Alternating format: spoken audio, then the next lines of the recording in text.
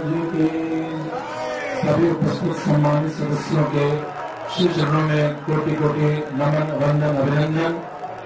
संत कुमार स्वरूप 5 जो हमारे बीच में वेद पुरुष भगवान के संरक्षण करने के लिए ऐसे ऋषि स्वरूप पटक भगवान के श्री चरणों में कोटि कोटि नमन अभिनंदन।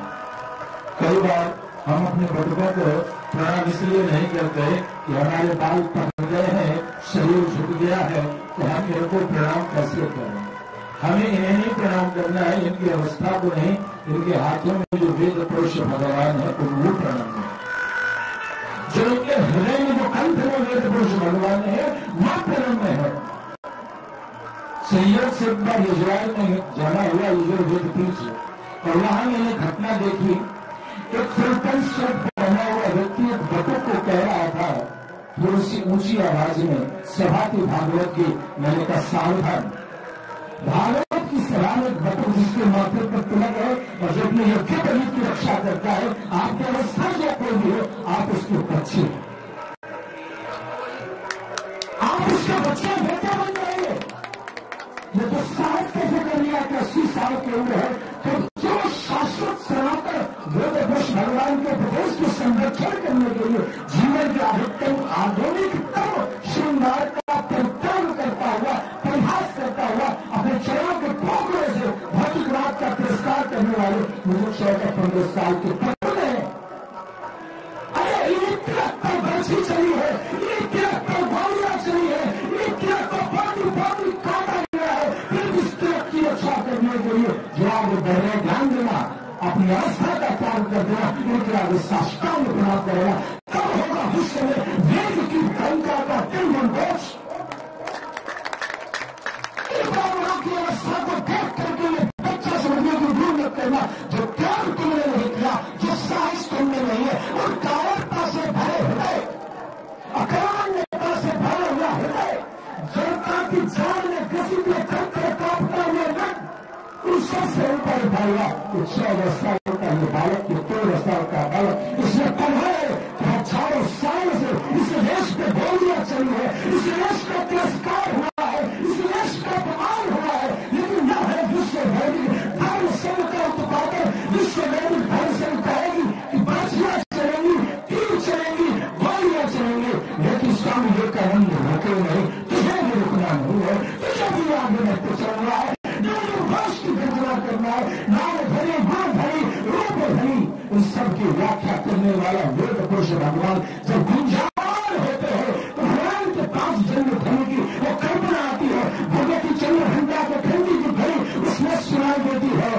भगवान त्रिशूल जब चलाते हैं, उस त्रिशूल की सरसराहट ये वो धारण कर बैठे हैं जिससे करता है दुनिया का सारा दर्शन।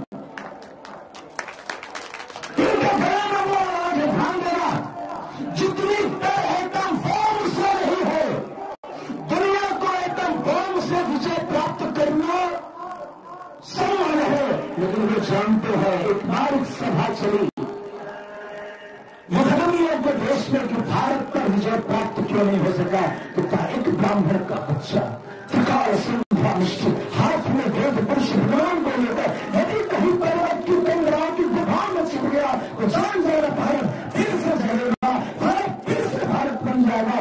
भारत पर विजय तब तक प्राप्त नहीं किया जा सकता जब तक कि त्रिकाल संध्यानिष्ठ एक वैदिक ब्राह्मण भी धरा धाम पर किसी गुफा में किसी पर्वत की कंदरा में छिपा होगा।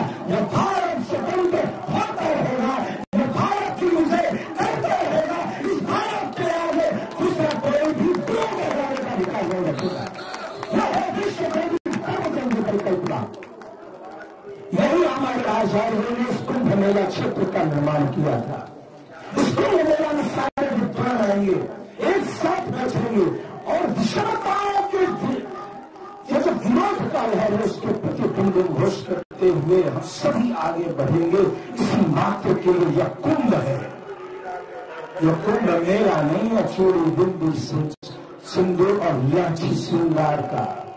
यह कुंभ नहीं है ब्रेड पकौड़े और गर्म चाय का, यह कुंभ है विचारों के संगम का।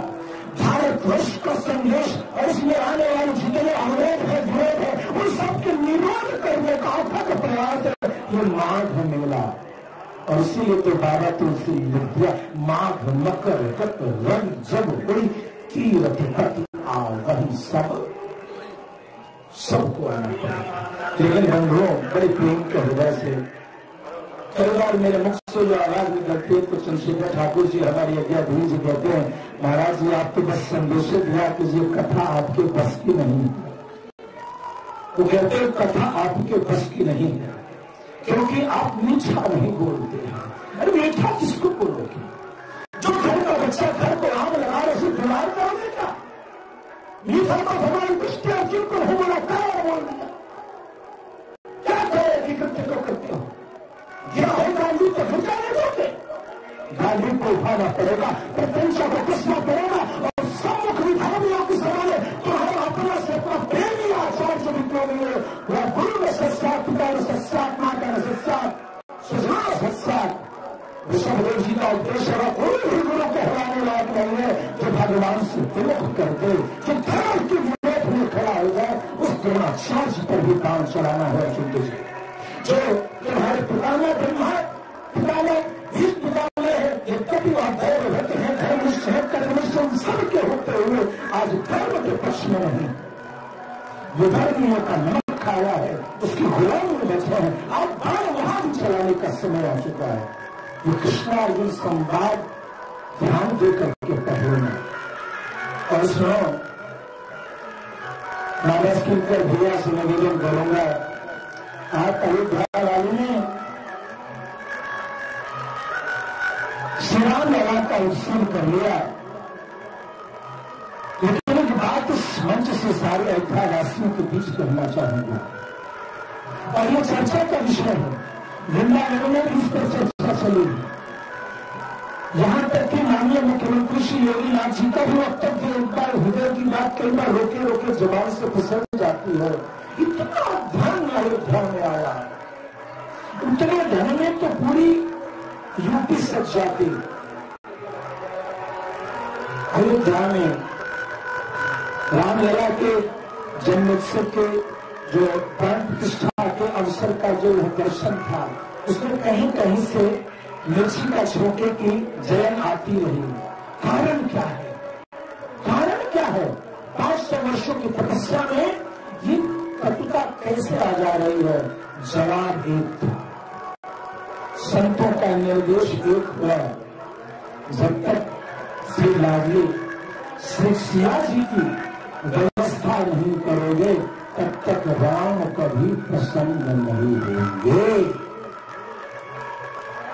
जब तक श्री किशोरी जी के सम्मान के लिए संपूर्ण सनातन धर्म आगे नहीं आएगा, तब तक श्री राम के हित की कृपा का दर्शन सर्वथा असंभव। इस सिद्धांत के कारण कुछ दिनों पूर्व हमारी संगोष्ठी विश्व वैदिक धर्म संघ के पदाधिकारियों के बीच हुई और वो चर्चा में याद दिलाना चाहूंगा।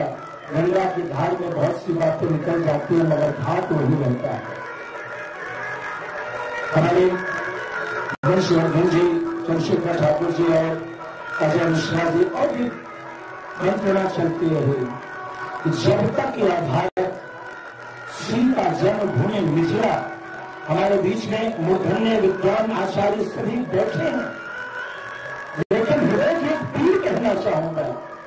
राम कथा कहने वाले भूल जाते हैं कि वाल्मीकि रामायण में राम की कथा नहीं है, सीता राज चंपा महत वितारित है।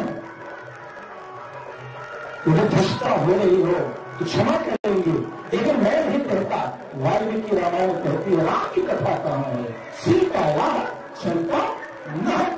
चूंकि सीता का चरित्र कहने के शब्द नहीं है, अनुभव नहीं है, इसलिए हम सभी पर्दे के नीचे कहते हैं राम कथा सुन लो भैया, राम कथा सुन लो। वो सीता जो एक वर्ष तक असह्य दुष्टों के बीच में रह करके धर्म की रक्षा करती है। वो सीता लोग कुछ जैसे संतानों को उत्पन्न करने के लिए कंदमूल खाती हुई वाल्मीकि मुनि के आश्रम में रहती है। ऐसी सीता की कथा हम सभी नहीं समझ पा रहे। मिथिला में रहने वाले कई विद्वान न्याय के ज्ञानी होंगे, हम गोपियां हैं, हम मिथिलानी सखियां हैं, हमें आपके न्याय की कोई आवश्यकता नहीं। हमें आपके मीमांसा की क्या जानकारी, हमें आपके तर्क का कोई पता नहीं। हम तो इतना जानते हैं क्या कि हमारे पावन के जो जोर राजा मिथिला के संत ने कहा, ऐसे मन चाहत निशिदास अपने प्रिय तम प्राण निहारो, प्रिय तो रहो नित्य युगल माधुरी, छिन छिन प्रिय के अलग समाये। जब तक मिथिला के बारे में, बड़े मन से मैं कह रहा हूं, मिथिला के बारे में पठानकोट से हमारे बीच में बड़े भैया हमेशा छोटे भाई का दुलार इनसे मिलता रहता है और अधिकार है। बड़े भैया आपसे यही कहना चाहूंगा, मिथिला के विद्वानों के बीच भी मिथिला की अज्ञानता, मिथिला के विद्वान भी मिथिला के बारे में कुछ भी जानने की चेष्टा नहीं कर रहे हैं। मैं मिथिला की एक बात आज सभी विद्वानों के बीच कहना चाहूंगा, घर कहीं तो बाहर कहीं, जब तक आप मिथिला के बारे में जानने का सामर्थ्य नहीं रखते, मिथिला पर 1 घंटे भेजने का सामर्थ्य नहीं रखते, तब तक आपका ज्ञान श्रद्धा शून्य है। जिसके हृदय में जानकी के प्रति प्रेम नहीं, उसके हृदय में राम के प्रेम की उत्पत्ति कदाचित हो जाए, उत्तर ना सत्य नहीं। इसलिए मैं सभी विद्वानों से कहना चाहूंगा, आइए मिथिला का अनुसंधान करें और संपूर्ण जो 100 करोड़ हिंदू जनमानस के साथ था, ये राम जी ने तो असुरों का वध किया, राक्षसों का वध किया, मगर हमारी जानकी जी ने असुरों की रक्षा की। जो डराते थे कि काट काट के ब्रेकफास्ट में खा जाऊंगा, जब वो करने लगे तो जानकी जी ने कहा, बड़े मत, राम ने बाण चढ़ा दिया, उस बाण को मैं स्वीकार करूंगी।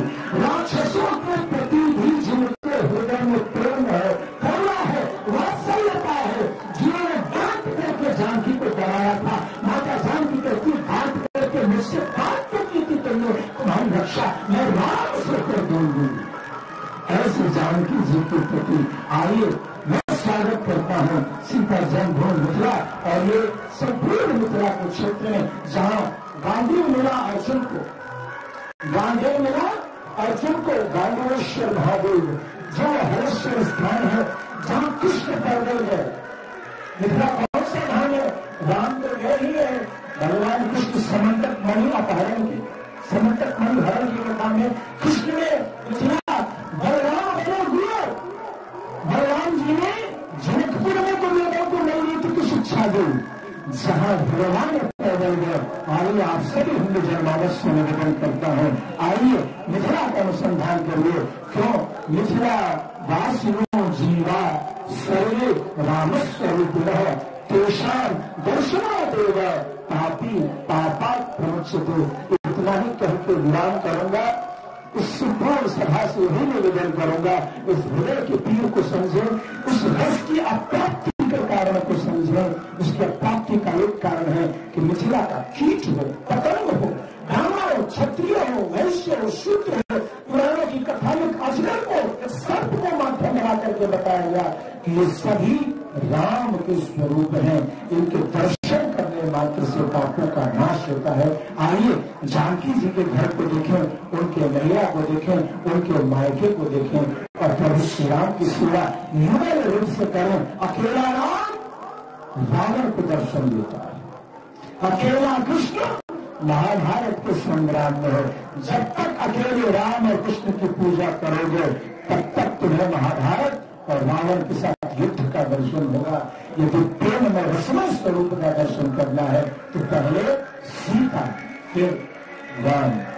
आप सभी के सुचरणों में कोटि कोटि नमन अभिनंदन। भगवती भक्तिवाणी जो आपकी सुचरणों में है वो सदैव बनी रहो और विश्व वैदिक धर्म संघ इसी प्रकार से सभी का सम्मान करते हुए आगे बढ़ती रहो। जितने पंथ हैं, जितने संप्रदाय हैं, जितनी अलग अलग शाखाएं हैं, इनका सब विप्रा बहुधा वदंती, ये बहुत तरीके से बोलने वाले तो हैं, चलने वाले तो हैं, मगर चर्चा एक सत्य की करते हैं। उसी जगह पर टिक करके हम सभी संग चतम संगतम संगो गुणांश जायतम उत्कृष्ट जागृत प्राप्त वरान निबोध है ऊपर चलो अब तक चलते रहो जब राम के शरण में न रखो। इतना ही कहकर इस सभा के प्रति धन्यवाद। आप सभी ने मुझे बुलाया, इस लायक समझा, इसमें बहुत बहुत धन्यवाद। नमन अभिनंदन। धन्यवाद।